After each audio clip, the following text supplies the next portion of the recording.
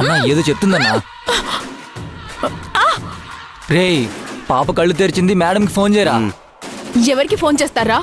ఎవరిని తీసుకురమ్మంటే ఎవరిని తీసుకొచ్చారు? హే ఏంటి వాయిస్ లేస్తుంది?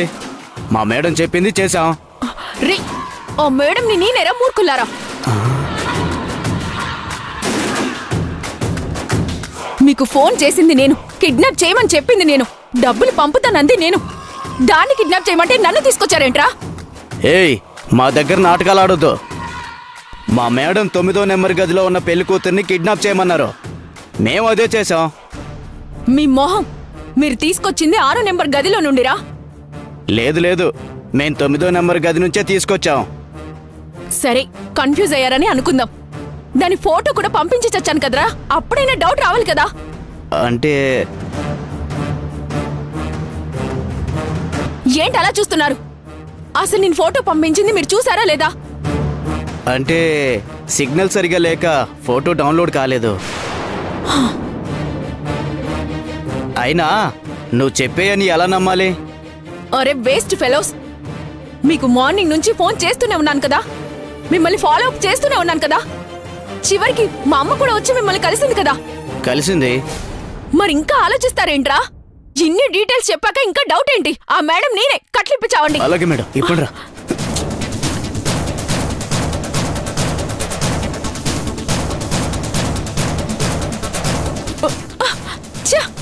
మీ చేతగానితనం వల్ల నా పెళ్లి ఆగిపోయే పరిస్థితికి తీసుకొచ్చారు. భూమిని కిడ్నాప్ చేసి తీసుకురమ్మంటే నన్ను కిడ్నాప్ చేశారు. ఏం మనుషులరా మీరు? మీలాంటి బుర్రలేని వెదవలకి పని చెప్పాను చూడు, నన్ను అనుకోవాలి. నా ప్లాన్ అంతా వేస్ట్ చేశారు. సారీ మేడం, ఇప్పుడు వెళ్ళి తీసుకొస్తాం మేడం. ఇంకేంట్రా మీరు తీసుకొచ్చేది? అక్కడ ఆల్రెడీ నేను కనిపించట్లేదని గందరగోళం అయిపోయి ఉంటుంది. ఇప్పుడు నేను వాళ్ళ మధ్యలోకి వెళ్ళానంటే అక్కడ అన్నదమ్ములుంటారు. మీ ఎముకల్ని విరిచి సున్నంలో పడిస్తారు. పోనవతలకి.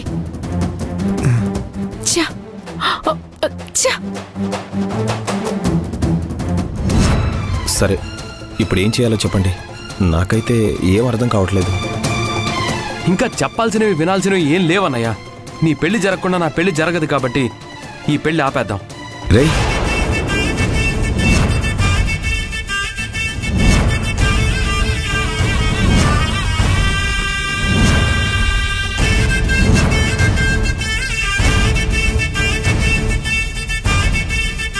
ఈ ముహూర్తం పోతే పోయింది. ఇంకో మంచి ముహూర్తం చూసుకొని ఇద్దరం కలిసి ఒకేసారి పెళ్లి చేసుకుందాం.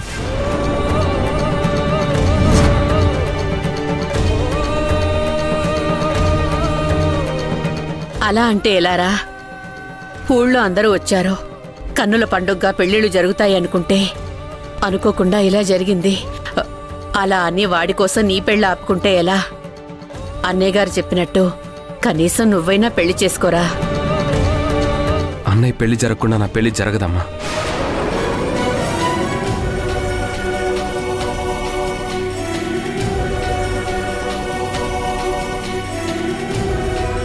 మావయ్య గారు తప్పుగా అనుకోవద్దు. ఎప్పుడు ఏ విషయంలో కూడా మా అన్నయ్య అనుకున్నదే జరిగింది. ఇప్పుడు కూడా మా అన్నయ్య అనుకున్నట్లే జరగాలి. ఇది నా కోరిక కాదు. మా ఇద్దరి పెళ్లి ఒకేసారి జరగాలనేది మా అన్నయ్య కోరిక. ఆయన కోరిక ప్రకారం ఇంకో మంచి ముహూర్తం చూద్దాం. అప్పుడు సంతోషంగా పెళ్లి చేసుకుంటాం.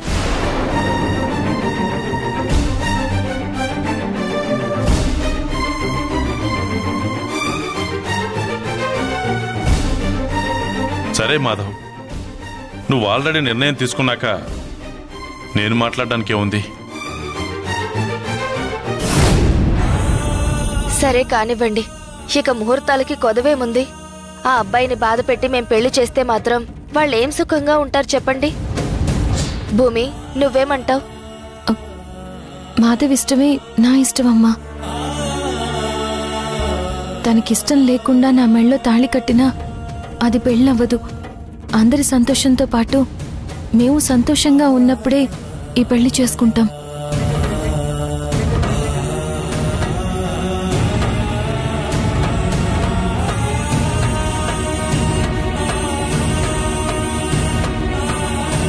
మీరందరూ మమ్మల్ని క్షమించాలి. అనుకోకుండా అలేఖ్య కనిపించకపోవడం వల్ల ఈ పెళ్లిని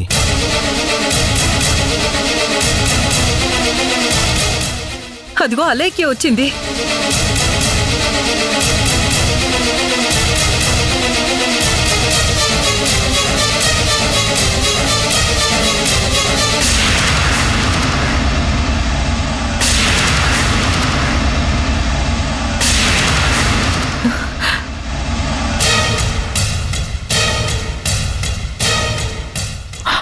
అమ్మా, ఎక్కడికి వెళ్ళిపోయావే? ఏమైంది? ఆ సంచిలో ఉన్నది భూమి అనుకుని ఆవేశంలో 4 దెబ్బలు కొట్టాను. నీకేం తగలేదు కదా? అమ్మా, నీ సంగతి తర్వాత చెప్తాను, ఉండు. సర్లే వెళ్దాం పద.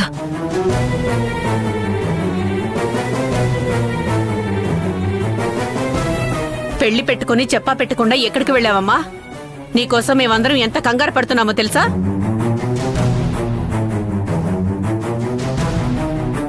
సరే, అవతల ముహూర్తానికి టైం అయిపోతుంది కదా, వచ్చేసింది కదా. ఈ విషయం వదిలేసి కావాల్సిన ఏర్పాట్లు చూడండి. అయ్యా, ఇప్పటికే ముహూర్తం 5 నిమిషాలు దాటిపోయింది. దుర్ముహూర్తం వచ్చేలోపు వచ్చి కూర్చోండి. భూమి, మాధవ్, పద. పద మాధవ.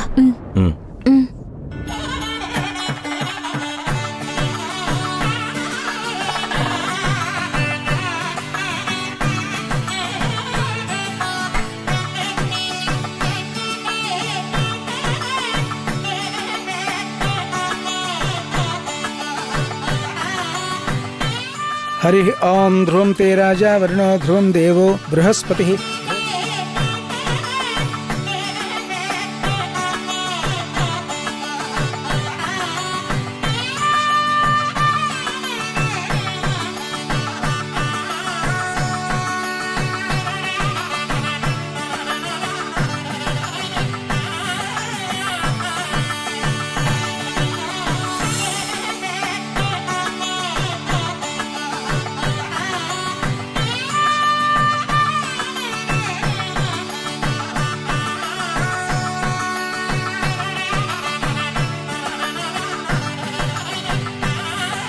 అయ్యా, పెళ్లి కుమార్తె తండ్రి పెళ్లి కుమారుడి కాళ్ళు గడగాలి.